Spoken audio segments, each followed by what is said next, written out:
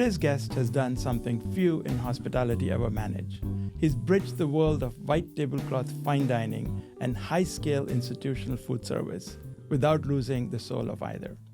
Ed Brown began his career behind the line, rising through the world of fine dining to earn national acclaim as executive chef at the Sea Grill at Rockefeller Center. His cuisine was known for its precision, elegance, and a sense of place. And that same philosophy, care, craft, and clarity of purpose now underpins his leadership as CEO of Restaurant Associates, or RA, a subsidiary of Compass Group, the nation's largest family of food service and facility services companies. RA operates in some of the most high-profile environments in the country, from Fortune 500 headquarters to top-tier cultural institutions. And under Ed's leadership, the company has evolved from a traditional food service operator to a modern hospitality brand driven by innovation, wellness, and sustainability. But what makes Ed's perspective so valuable isn't just the scale he oversees. It's the clarity with which he connects food, leadership, and purpose. So today we are talking big picture, the future of food service, and what it means to deliver a quality hospitality experience both within the organization and the tens of thousands of people the company serves each day. Ed, it's a real pleasure to welcome you to the Distinguished podcast. Dinap Najah, it's a great honor to be here, and thank you for the invitation. Oh, the honor is ours. But to help us get started, can you give us a quick sense of how Restaurant Associate fits within the broader Compass Group operations? So Restaurant Associates currently is one of the, certainly premium, but one of the smaller sectors inside of the Compass North America family. But I'll qualify that by saying that where they're one of the smallest, we are a $1.7 billion operation, but inside of a much larger operation. And so what are RA's core lines of business and how do they differ from Compass sectors? Well, our core lines of business have shifted over the years. It started by being purely a restaurant company, and we've evolved into a food service company, meaning we do other things. And we've extended our lines of business tremendously, which has helped us grow and also hedge different things like inflation and crises and ups and downs of the natural course of business, including business and industries, executive dining, some premium sports and entertainment events like the Saratoga National Raceway and the U.S. Open Tennis, as well as being in some of the premier tech companies, big bold-faced names that you would know. We were with them all over the country. We own several catering companies around the country. So a lot of different businesses to sort of not only hedge against things that happen in our environment, but also they assist one another. And so do you also operate restaurants, continue to do that? Oh, yeah. So when I moved into this role, my main mission was to bring restaurants back to Restaurant Associates. I always felt very strongly that it was the public-facing image that was the advantage or the unique differentiator over any of our competitors, is that when people say, oh, you believe in delicious food and hospitality, and I would have to say, you have to believe me or come to our place and we can show you. We can send you to our public-facing restaurants, all of which are terrific, one of which has the #1 rating in New York at the current moment, and show people what we do. And that's what we did back in the day when I started in this company a short 35 years ago, and sort of ebbed and flow over time how many restaurants we had or didn't have based on the leadership of the company. And in my tenure, I've gone back to being in the restaurant business, and it's just proving that it works.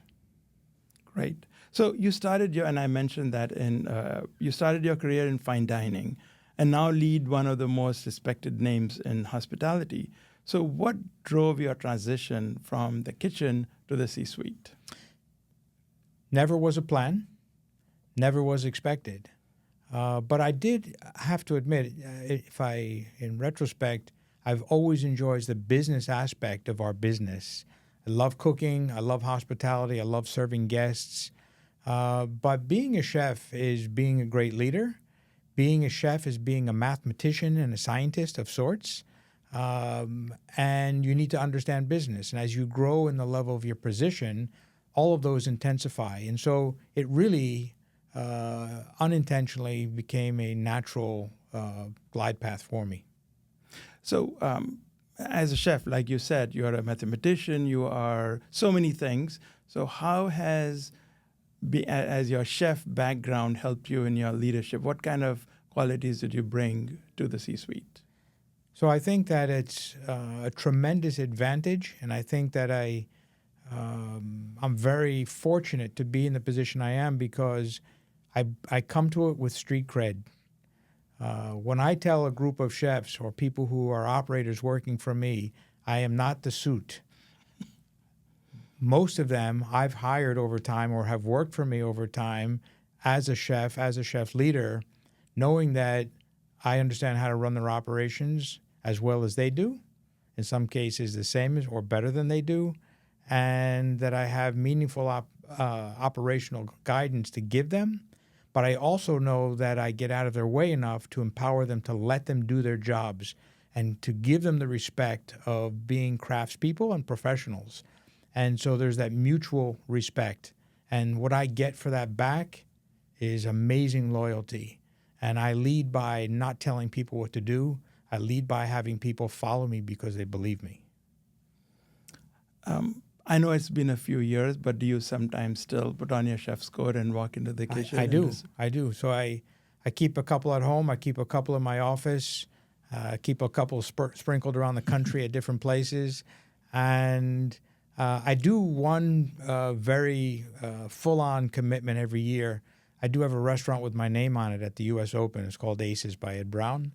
It's a fine dining seafood restaurant that I show up there for 14 days every summer. And when people ask me if I miss cooking, I say those 14 days cure me of it every year. And it's great. I love being out on the floor and seeing my guests. And it's a lot of repeat, very VIP guests out there. And so it's fun and it's interesting and it's good with being with the team in the kitchen for a couple hours each day. But I got to get back to work. But I do love it. I still love the energy of it. And when I travel the country in our different locations, I do spend a lot of time checking in with the chefs and getting their perspective and making sure that they know that they're heard and part of the leadership of this company. So those 2 hours that you're working in that kitchen every day, you know that all eyes on you, and does that sometimes make you nervous when you're chopping onions or anything that everyone is watching? Oh, this chef, I mean, I don't think that's any different than having been a chef my whole life. And in fact, it's been amplified. And so it's normal for me as a CEO to know that at all moments, everyone's watching you. Right. And I share that with my other leaders in the company. Be aware that you're being watched all the time and make sure that your actions matter and be aware of what you're doing and what your behaviors are. Fantastic. But once a chef, always a chef, right? 100%. People say, you used to be a chef. I said, no, I'm still a chef. If you're a doctor, nobody takes away your title because you become the administrator of the hospital. Right. Yeah. Many times I introduce myself as professor and people say, well, you're dean now. Yeah, but my soul, my core is a professor. That's right. Okay. So at our school, we redefined hospitality as experience innovation. It's a deliberate business strategy designed to bolster bottom line performance by making sure that all internal and external constituents feel seen, heard, and appreciated. So I'm interested in hearing your perspective on why hospitality should matter to leadership teams, even those outside of traditional food and service sectors.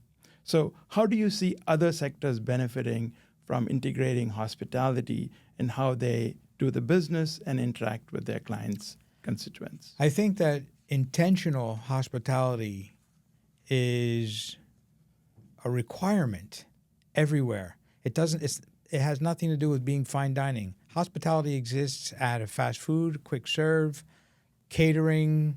It exists at my barbershop. It is a way to run a business, and it's providing hospitality to your guests, your clients, to each other. Very important overlooked piece is providing hospitality to each other, to provide a work environment that makes you feel like you want to be there every day. And hospitality is really more described about not what you did for that person, but how you made them feel. As Maya Angelou has very well said, and we all repeat many times since then, Right. but it's true. You leave a place, if you feel great about what just happened to you there, you're going to be a fan. You're going to be loyal. You're going to want to return. That's what being in the restaurant business is. That's what being in the hospitality business is.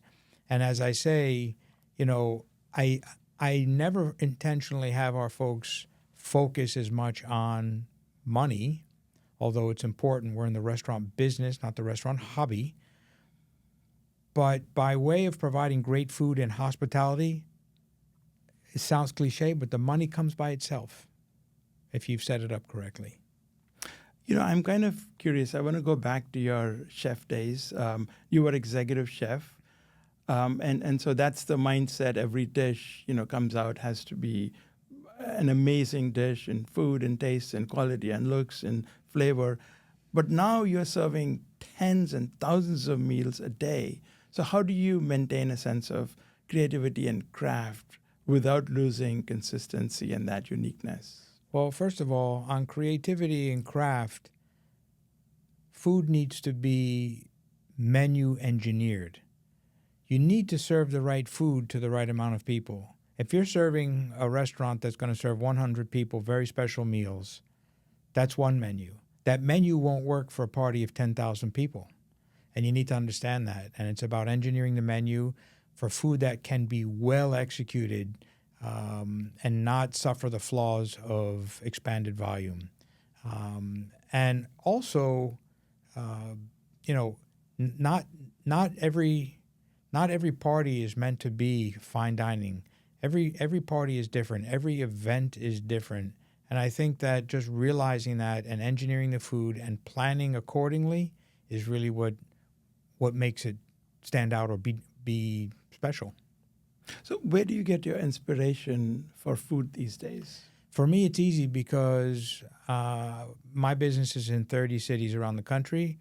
I'm constantly traveling, and I eat in the restaurants of every city that I go to, and I'm constantly being inspired by the simplest thing from street food vendors to great quick serve restaurants to fine dining restaurants. But mostly it's that middle sweet spot of restaurant where they're doing craft cooking, where there's just a chef in there who just wants to cook because of the love of cooking as an artisan, and just have some delicious food, an ingredient that was really sourced specially, that didn't mess around with too much, to be honest. So you've made bold commitments to sustainability. How do you embed those values into daily operations without compromising on quality or guest experience? So our job when it comes to procurement is to provide access to all of our chefs with the best possible ingredients at their fingertips, that they don't have to go searching for them. So we've got teams and groups of people, not only from Restaurant Associates, but the larger Compass organization, that are searching and making arrangements with these different vendors and subsets all the way down the line. So when it comes to sustainability, for example, at large scale, it's hard to be able to deal with, say, a small local farmer who grows incredible carrots, but he can grow 45 bushels for you every few months. We can take 45 bushels in one day. So what we've done was partner with some of our larger produce vendors, for example, and we've asked them at our direction to partner with these farmers, make arrangements with them, go to their farms, pick up from them. Don't put them in the trucking business. They're farmers. You go and pick it up from them, and we will commit to purchasing them. So it's a little extra work for them. They got to go around collecting from these different farmers, but then we're able to aggregate them into the system. And we have an order guide so that everyone can order electronically. And on those order guides, there's indications of what comes locally, also what products are sustainable. And, back to the sustainable commitment, it's not a check the box moment for us. We believe in it. When it comes to seafood, for example, which is near and dear to my heart, I literally wrote the book on seafood in 1994 called The Modern Seafood Cook. In 1994, I was talking about sustainability of seafood and promoting as a seafood chef who grew up at the shoreline. I was promoting aquaculture as a positive thing. And many people asked me about that after the fact, like, you realize you put that in your book? I said, yeah, because you need to realize that fishing methods are increasing to the point of I can already see this far away that one day within our lifetimes, the fish food supply will be much less available out of the ocean, and we better have alternatives to back that up if we want to continue eating healthy, delicious fish that's better for you and better for the planet. And it won't happen in an instant. We're going to need decades to be prepared. And so, here we are today. Yeah, you were way ahead of the time at that point. Do you think that we have done enough with sustainable seafood production? No. Not yet. Absolutely not. And I'll tell you a great story about one of the best sustainability efforts that I never knew I did. So when I opened a restaurant called Tropica in New York City, first restaurant I opened in Restaurant Associates when I joined at the end of 1989, I had a seafood vendor come to me and said, I used to be a commercial fisherman, but I couldn't stand being at sea. I got sick all the time, but I love being part of it and I love being involved. So I'm now working with a whole bunch of the local fishermen out on Long Island where they come in, and I can buy whatever I want from them. They'll sell whatever I want to me, and I'll bring it to you directly. I said, fantastic. And so, there's all the usual things that you get out of Long Island, like squid and fluke and striped bass and bluefish and all those great things. I said, we could expand our business. How about bringing me something different? He says, well, there's not a lot different.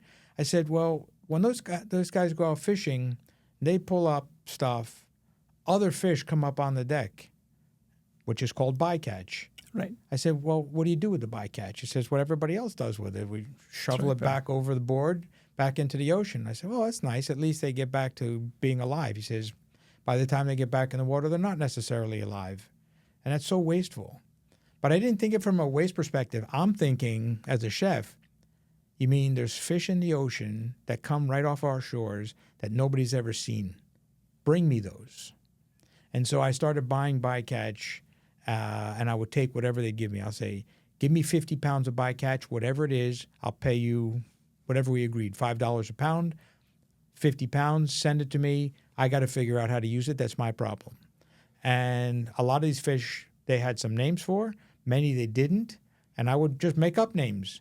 But since we were a seafood restaurant and a busy seafood restaurant, which had a good reputation, people trusted me, I could put on a Arun fish and people were going to try it because they never heard of it. And they trusted that I knew that it was fresh and that I know how to cook it.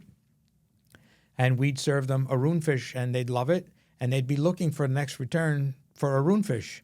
And so I was encouraged to continue buying bycatch, which became a very sustainable practice, but really it was a differentiator on quality for us. Now, just interestingly, did you remember what names you gave so that the next time one particular fish you name something and it's the same fish with a different name? Yeah, I mean, it's not like there was hundreds, right? But there was probably 12 or 15 that we saw a lot. And we kept those same names. I was also at that time promoting sustainability by going to small day boat fishermen, which is such a cliche thing again to say today, but in 1990 it was very different. And on my menu, which was printed every single day, was printing not only the composed dishes, but a listing of here's the 10 or 12 fish that I have in my kitchen today that arrived in my kitchen today. And next to each of those fish was the vessel that landed them and the port of landing. So it was anywhere from South Barnegat, New Jersey, up through Montauk, as far as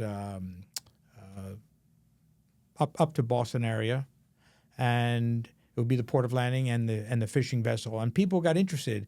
Oh, I've had a fish caught from the fishing vessel Catherine out of Montauk before. Let's try it, right? Not that it really has anything to do with how that fish tastes, but it got people engaged in a story. And a story is a big part of menu engineering and menu selling. And it made people connected to the sustainability story. Now, which year was this happening? This is 89, 90. You are clearly way ahead of your time there, because this is what is popular now, with the farm to table.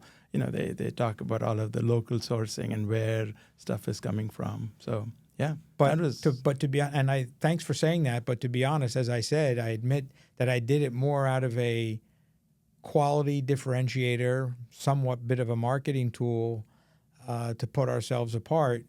But it really was a great sustainability move. And, you mentioned farm to table. My good friend Tom Colicchio loves to say, where else do you think it comes from the farm to the table? It doesn't come from the sky, right? It's such an overused term. Right.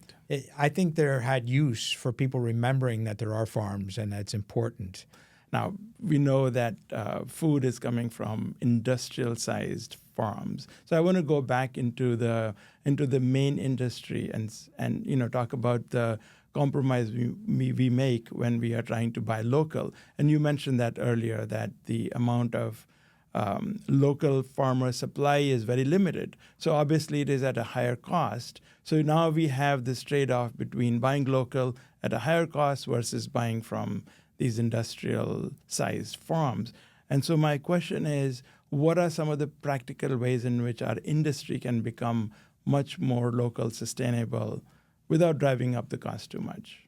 So the cost is definitely more, but the way to control that is another unintended consequence of a sustainability measure. Waste Not. Waste Not, which is a program that we call in our company, and it's about not wasting food, creating waste, which is one of the biggest flaws against sustainability in this kind of world, but especially in this country. The amount of food that's wasted, and I'm sure you've heard that and told that story a million times, is mind-boggling. And in our kitchens, we actually weigh all wet waste. It's weighed, and you have to punch it into a tablet, and it's tracked. And we see how much food you waste, and you're scored upon it, and you're bonused upon it, or not. And it's not to punish people, but it's to get people into a rhythm, into culture. When it becomes part of the culture, becomes part of the DNA, then it's automatic. They're looking to not to waste because that's just what they do. And, I keep using the humble carrot as an example. People open a bag of carrots and they chop off the top. They chop off a quarter to a third of the bottom because they think it's too skinny. Now you've just taken 25% of that carrot before you even did anything to it, and you've thrown it in the garbage. Extrapolate that to all the other veg. Extrapolate that to fish. Extrapolate that to poultry. These are all things that take time to grow. They take nutrients from the soil. They take water. They take effort, machinery, people, fuel. I mean, you're wasting so much more than that carrot. You're wasting all of those other things. And so every little bit that you can waste less is huge efforts towards sustainability, and it offsets waste. And one of the things that I tell people how to control waste best, besides being mindful and not cutting off the tops and the bottoms of carrots example, is buy less, which is good for business. If you're using 5 bags of carrots every single day, you order 5 bags of carrots every single day, because I know I need 5 bags of carrots every day. Anybody who tells me that is immediately going to get a challenge from me. I don't believe you. When is the last time you ran out of carrots? Oh, we never run out of carrots. Well, then you're buying too much. Then you're buying, right. You're buying too much and you're wasting too much. Buy 4 bags of carrots tomorrow. Tell me if you run out. I didn't. Usually that story ends up somewhere around 3.5 bags of carrots is the right number, and they've been wasting that much the whole time. And again, extrapolate that into bigger and more expensive items. It not only becomes a sustainability story, but it becomes a good for business story. There is also a lot of, I want to pivot a little bit to technology and innovation. We talk in our world, we talk a lot about technology and how it is to some extent replacing human interaction. So how do you think about balancing technological efficiency with essential human connections that define our world of hospitality? Well, the most important part there is recognizing that the human touch has to exist. And I don't believe in technology or innovation at the sake of hospitality ever. However, I believe in technology and innovation a lot when it can make the guest experience and the team's experience easier. I would love for the guest to have a better experience, a quicker, faster, simpler experience. And if I make my team's experience easier because of the use of the technology and innovation, what do they have time for? Giving more hospitality. And that, again, increases the guest experience. So, and in a company as complex and far-reaching as Compass, so is there a lot of innovation that is happening, and how does that translate into RA? And are there some things going from RA back to Compass? Sure. So we've got a lot of very talented, smart people working for us who are constantly seeking for the latest and the greatest, and we do a lot of testing. But we also have a large arm inside of Compass, a group called the Envision Group, whose sole job is to be discovering on our behalf and sharing with us. Use it how you like. Here it is. Here's information. Here's new technology. Here's the latest equipment. Here's the latest, POS systems. You name it. Guest customer interfacing machines, and we pick and choose from there, and we get a chance to pilot them and test them. We do innovation summits where we bring together whole regions of people. Say here in Boston, for example, we'll have at one of our places maybe 100 of our top operators with 25, 30 of our top clients to also attend, to set up an innovation summit with food, ingredients, technology, decor, signage, you name all those things that we use every day, and share it as a best practice. But it's also very interesting because we get great feedback from those clients, and they also feel part of our process, that they're involved and engaged versus we show up and this is what we do. Some clients like that, some clients don't, but they become part of the process. A lot of them are very smart and have a lot of experience and give us good perspective and outside objective that we take very seriously and add to what we're doing. So you are part of the senior leadership team at Compass, and during my conversations, it becomes very clear that you bring a very boutique style, despite the big size of your company, and a high-touch mindset. But the broader Compass group is serving at a very, very different scale. So do you sometimes, how do you interact and engage with people who are just, things doing at even a mega scale compared to what you're doing? And there are parts of our company that are working at mega scale, but it's interesting. When I sit at the officers' meetings for North America, and my colleagues there from teams that feed stadiums, teams that feed healthcare, their focus on delivering great quality in that genre, whatever that means, and hospitality is every bit is equal to mine. We share the same visions. It's incredible. And when I came to that table for the first time just a few years ago, I thought, am I going to be the odd duck in this group, right? It's a small group of very high-level people. And I was pleasantly surprised to see that, amazing their care for detail and quality and excellence at that level prevails. And it prevails at different levels, whatever that means, whatever's appropriate for that genre. Okay, I want to pivot to talent shortage in our industry. It's real, it's happening.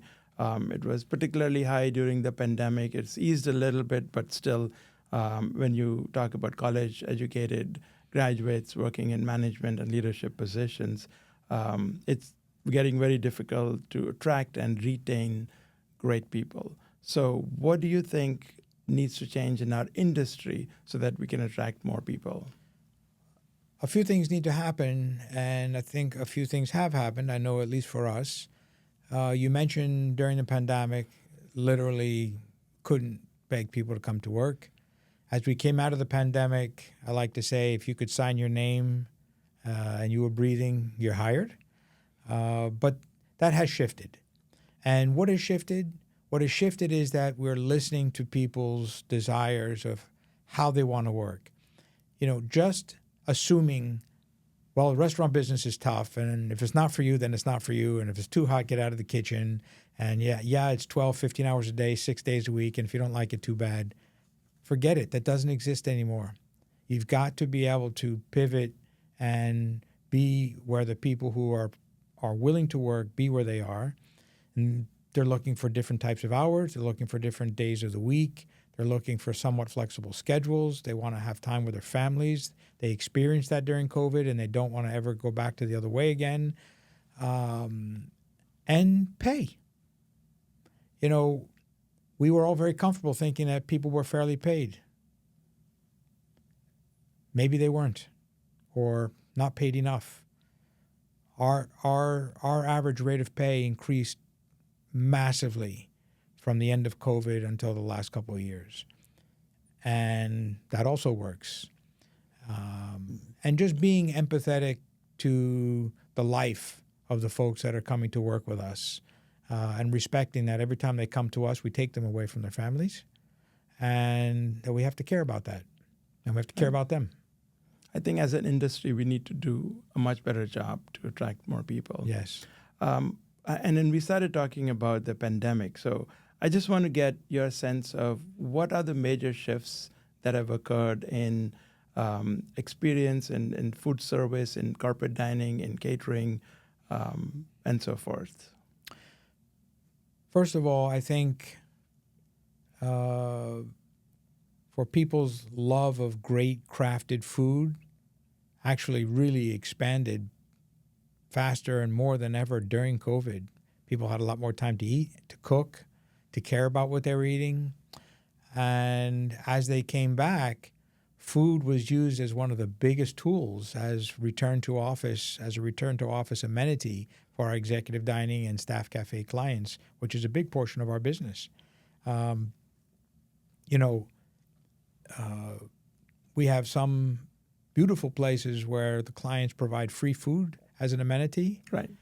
We have some that charge a very reduced price. You could never buy in the street for not even 50% what we sell it to them for on behalf of our clients.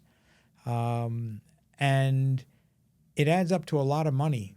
But if you took that money and divided it by the amount of associates that were benefiting from it versus what you could possibly give them in money, is zero, is nothing.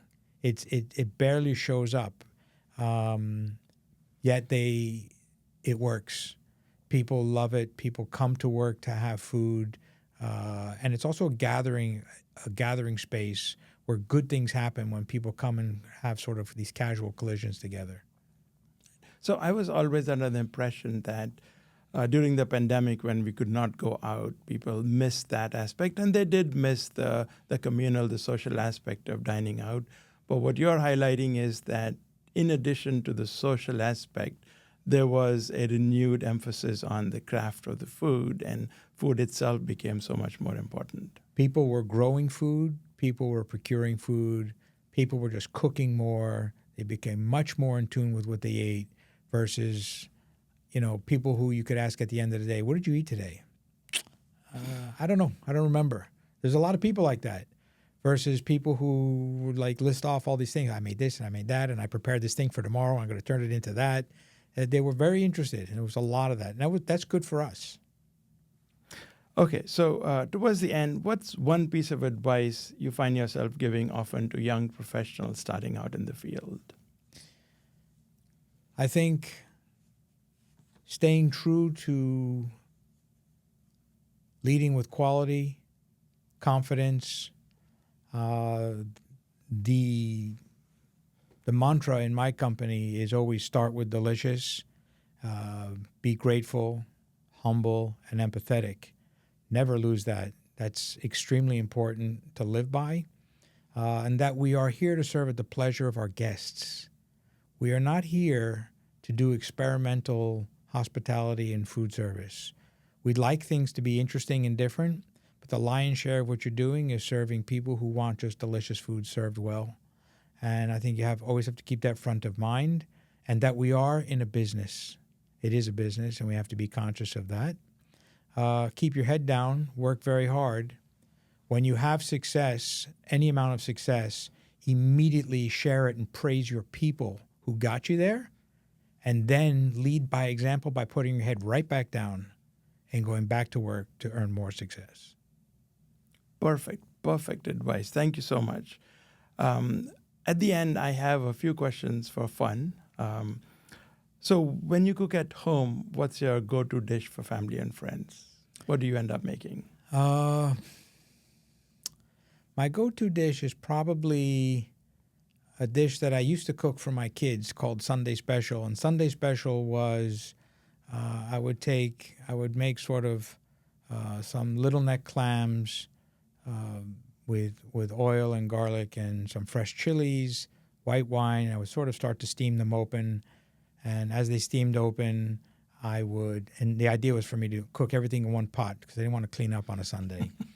And as they began to open, a broth is forming in this pan. The clams are starting to open. Everything smells and tastes like clam and white wine. And I would take a piece of halibut and I would just put it into that broth, the shallow broth, and just sort of begin poaching that in there, and then add a piece of butter, which we emulsified with the sauce, and it becoming a sauce.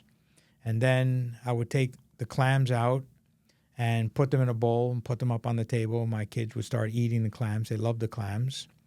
And then as the fish became ready, I give them the fish. And all the while, I had a pot boiling with some pasta.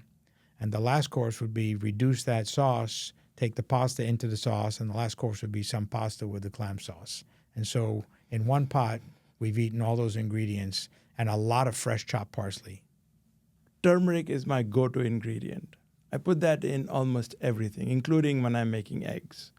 Do you have a favorite ingredient that you always keep in the shelf in your kitchen and it's going to somehow find its way into everything you make? Absolutely, and it's very simple. Black pepper. And as a seafood chef, that's very unusual because people who worked for me over the years like, Chef, you really want me to use black? You need a black pepper grinder on your station. You said black, right? I said, yes. Well, it's going to make spots in the food. I don't care about spots. I care about delicious. And black pepper, all of that floral flavor is in the hull on the outside, which basically is stripped away to get to the white peppercorn, which gives you the heat, which is nice. But I want the floral as well as the heat, and it's got to be freshly ground because pepper that you buy ground, it stays around. It just loses any potency or any floral notes. You know, when I was actively running restaurants, I'd travel the country a lot doing events or media. And I had a couple of my team who would normally travel with me, and they know that no matter where we're going, bring kosher salt, bring Maldon flake salt, bring amazing quality olive oil, bring high-fat butter, and bring a black pepper mill. 5 things.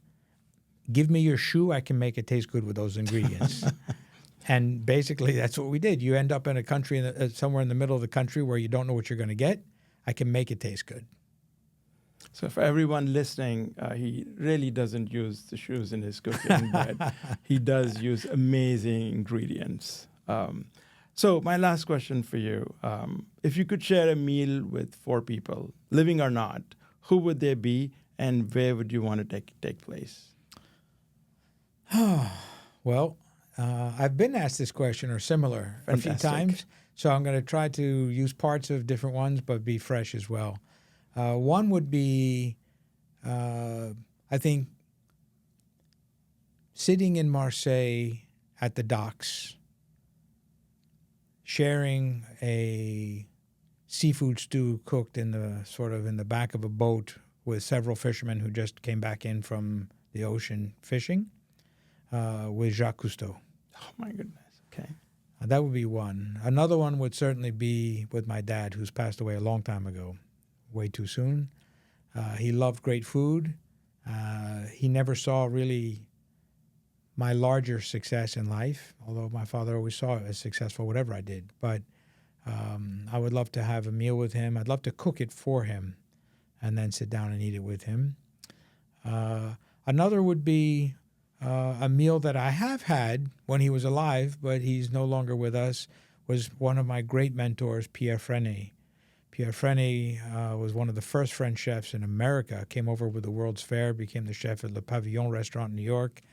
And, in my upcoming in New York, when all real restaurants were French restaurants, he was sort of the godfather of those restaurants. And I didn't work for him, but he would come around to all those restaurants, friendly with the chefs, and for some reason took me under his wing. And I used to spend time with him in his country house out in Long Island and go fishing with him. And I miss those dinners that we cooked.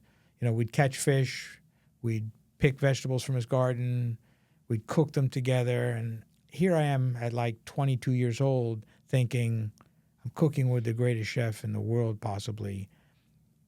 I just need to be soaking this up and keeping my mouth shut. And I did, and I learned a lot, and it gave me a lot of gratitude.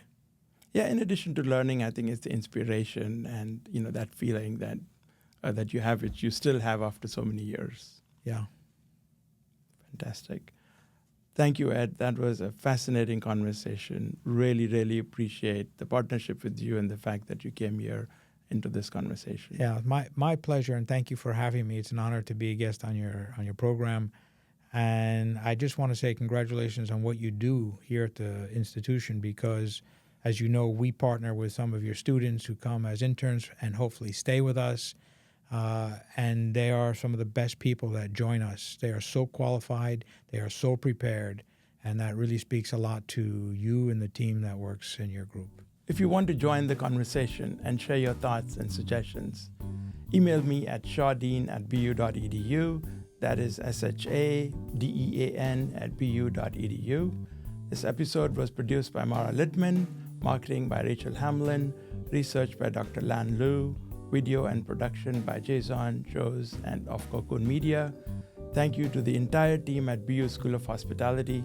To keep up with the Distinguished podcast, be sure to subscribe wherever you listen to your favorite podcast. You can also learn more about experience innovation in our undergraduate and graduate programs by visiting bu.edu/hospitality. I'm Arun Rupneja, Dean of the BU School of Hospitality, wishing you a great day, and thank you for listening.